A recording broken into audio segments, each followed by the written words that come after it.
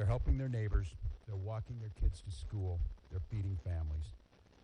I salute their courage and their restraint, and I call on all Americans to see the decency that this state is exhibiting and the horrific cruelty, unprofessional, absolute abomination that is passing for what these ICE agents are doing on our streets. They think they can provoke us into abandoning our values. Well, they're dead wrong. We'll keep the peace. We'll secure the justice with our neighbors, and we'll see this occupation ends.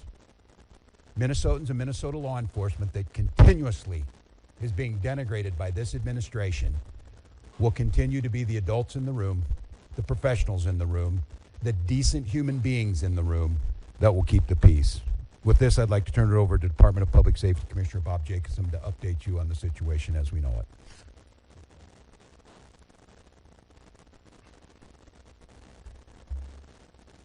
Thank you, Governor. I'm Bob Jacobson, Commissioner of Public Safety for the Department of Public Safety, and again, it's my honor to serve in that position. A man was shot and killed this morning in Minneapolis. I want to pause and remember what cannot get lost in this moment. A man died. His family and friends are feeling unimaginable heartbreak and trauma. And I know Minnesotans and I know our community will rally around this man's family and friends to support him. I also understand clearly that people are upset. They're scared, they're confused. And I want to assure you that this state's public safety officials and our local law enforcement partners are doing everything in our power to get answers, to help return a sense of normalcy back to our communities. You have the right to demonstrate peacefully. We recognize that demonstrations are often driven by strong emotions, beliefs, and a desire to be heard. But please, please remain peaceful. And I want to say it again that because it is important and it is critical. Peacefully demonstrate. By doing so, you help local authorities to get answers. You help us to do our investigations. By remaining peaceful, you help ensure nobody else may be killed or injured. The thousands and thousands of people who gathered yesterday in Minneapolis proved that Minnesotans can make their voices heard peacefully, and they can do so without violence, and they can do so without destruction.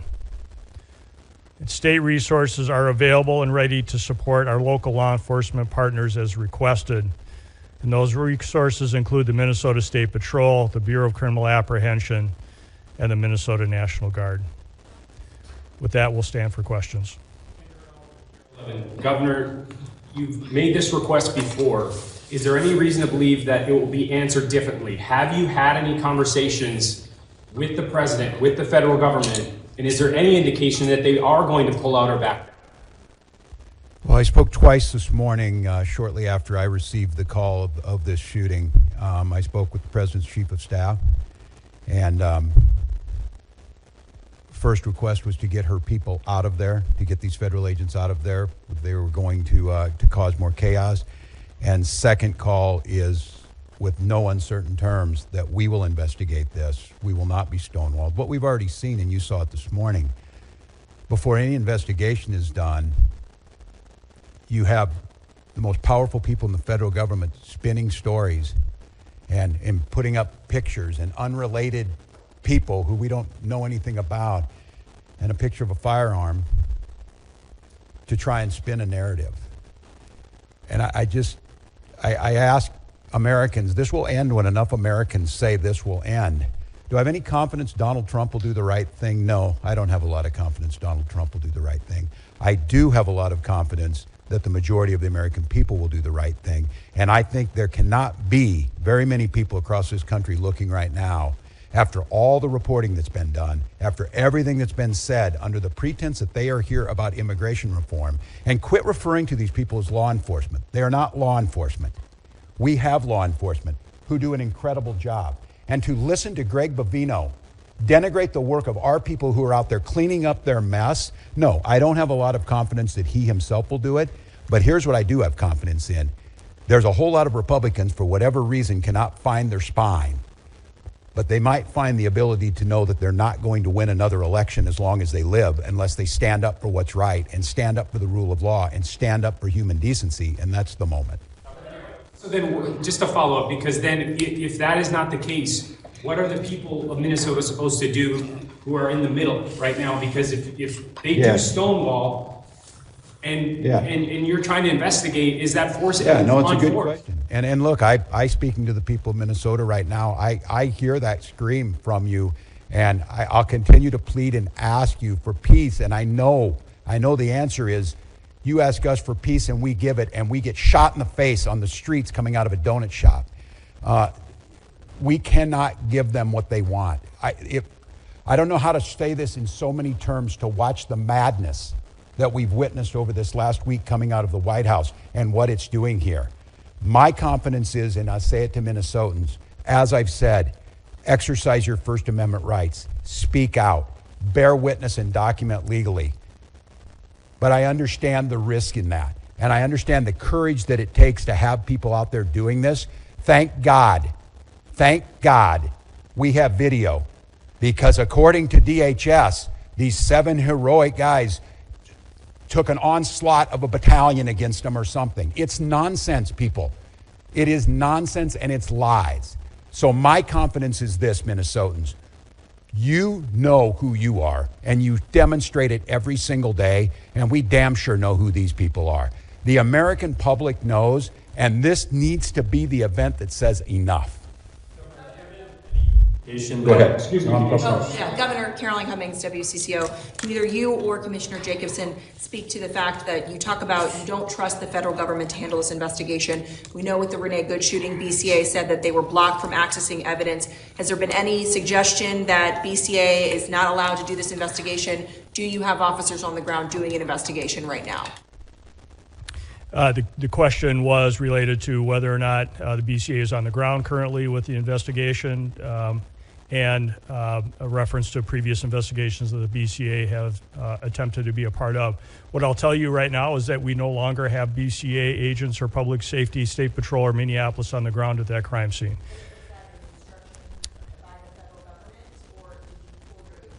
What I will tell you, and not to get further into the investigation, but DHS pulled out of the scene, leaving that to Minnesota State Patrol, Minneapolis. We did not have enough resources to be able to hold that ground safely, and we had to leave that scene because of the number of people that were available and the safety of those in the public and the safety of our teams. We were able to get there, but at that time we were not able to hold that scene to do a crime scene investigation. I can't talk any more about those details. Handling the investigation then, if not neither DHS nor state officials right now? We'll have more on that, but the BCA is engaged and involved, and we are working at the request of the Minneapolis Police Department on this, on the scene and in this investigation. So we are there, we're available. We want to make sure that we continue to work on this and engage with our federal law enforcement, but at this point, we don't have anything more to share about the crime scene. Again, we were not able to hold it. We wanted to make sure and keep people safe, but federal law enforcement left the scene and left us there. Ernesto with the New York Times. Have you activated the National Guard? I noted that Sheriff Witt has requested for additional assistance. Can you tell us whether they're going to be playing a role in keeping the peace? Yes, the answer is yes, we have, as we said last week, and we staged those troops. I'll have General Menke talk about where they're at, and again, use this as an opportunity to stress to Minnesotans the frustration you have, and as you saw this, they killed a man, created chaos, pushed down protesters, threw gas indiscriminately, and then left the scene, and then we're left to clean up. I understand the anger. I understand trying to parse who were the law enforcement on the scene when you got there after a man was killed is difficult for folks who are out there. But I can't stress enough, our goal, and I'll have General Menke talk about what the role of these Guard troops are in conjunction with incredible work from the Hennepin County Sheriff's Office, from mutual aid across, and of course the State Patrol, of trying to get to the point where what we're saying is we can handle this and Minnesotans can express their First Amendment rights and have our folks on the streets and get these people out of here. And so, John, if you want to talk a little bit, but the answer is yes, there's activated. He can talk to you about numbers. Governor, activated different than having them staged. Yeah. So the question is, what's the National Guard doing right now? So we have, we have been on state active duty for over a week. So we've had soldiers prepared in the metro area to respond in a much rapid manner than if they were not mobilized. So we have a request from the Hennepin County Sheriff to support them, and that is to help them free up additional resources for other work that they need to do. And we have started coordinating with them this morning on that, and that first area of support will be assisting them with their requirement to provide security to the Whipple building. So we'll be helping them there, and then we are in parallel planning with other organizations within the state of Minnesota, to include the State Patrol, the Minnesota DNR, and other local agencies to render assistance if requested. Now deployed? I would say that the number that we have is adequate for the requests that we have right now, and I will also tell you that we are bringing more resources that will be able to respond in a timely manner that are not fully mobilized yet, but we are mobilizing more soldiers as we talk at this time. I'd like not to get into specific numbers for an operational security standpoint, but right now we have all the resources to meet the requests that we have. Governor Wals? I would note on this one, too, that we'll be billing the federal government for the cost of the National Guard because they are incurring the costs that are falling on us by their reckless actions. Yes, sir. The Star Tribune. You alluded to this earlier, but are you rejecting the narrative that has been presented by federal officials that this man, this 37-year-old citizen of Minneapolis, posed a threat to these agents? And do you reject any idea that he played some role with his weapon in leading to his death? I'm rejecting the rush to judgment within 15 minutes of this, which they did last time. That's why you need to have a fair investigation. And that's why a video can show one thing, but what happened beforehand. But they already will slander this individual. They've already made this the case. And I will just say you will all start to see it, and some of you probably have. There's multiple angles of this. And I'll go back to what we talked about before. They're telling you not to trust your eyes and ears, not to trust the facts that you're seeing in front of them. And at some point in time, you're reporting, and I think the reporting this week has been spectacular across Minnesota, that there's not two sides to every story. But in this situation, what I'm saying is we need to have a fair investigation, understanding what's happening, and held accountable. We continue to hear, and we heard it from the vice president, that these folks can do whatever they want. They can have full immunity. And what I'm telling you is they will not. There will be justice to Minnesotans. Continue to gather the information. So I won't say where it is because I think it's irresponsible to make that judgment. But what I see with my eyes and what you're going to see with your eyes makes that pretty hard to believe. And I would imagine as a federal officer, they would have come out and sounded like these professionals sound and say, we need to gather the information, we need to gather all the facts, we need to put them forward, and then we can make some informed decision based on the fact. They've written the narrative already. And the audacity to critique the police chief of Minneapolis after what work that those heroic officers are trying to do, and to be critiqued by this guy, I mean, I don't know, I've said it a lot, but America, as you're listening, enough is enough. Enough is enough of this. End this. End this. And we see them moving to Maine. If you're in Boston, you're in Chicago, you're in Philly, you're in Miami, it doesn't matter. We can't live like this. Our children are in trauma. A 5-year-old, you saw the picture, the bunny hat and the Spider-Man.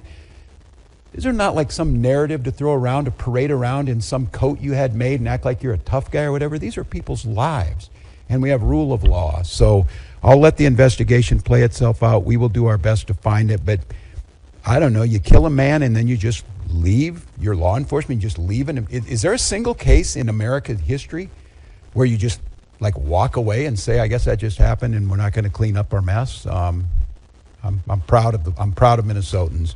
I'm proud of law enforcement here and our partners, and we'll get to the bottom of it. I think we have time for another one. Brittany Erman with KSTV Channel 5. The ICE commander just said in a press conference within the hour that they're calling on state and local law enforcement to, quote, help coordinate to get violent criminals off the street. What's your response to that request? I'm better off to let these guys, the professionals, I have my thoughts. So the question was, what are we doing to assist federal law enforcement on getting violent criminals off the street, if I understand the question?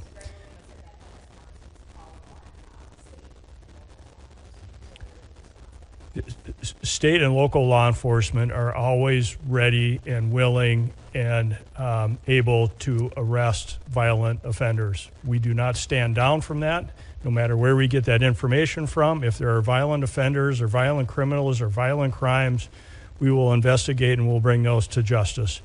If the federal government would like to work with us, to continue to work with us as they have in the past, to locate those violent offenders, we are always open to those discussions and always willing to assist.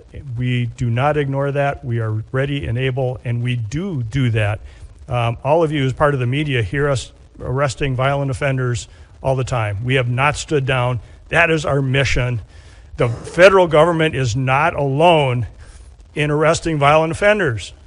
State and local law enforcement does that every day at great risk to their life, at great risk to the community. We do it because we want a safe Minnesota, and the federal government is not the only one to do that. Thank you. Thank you. Thank you.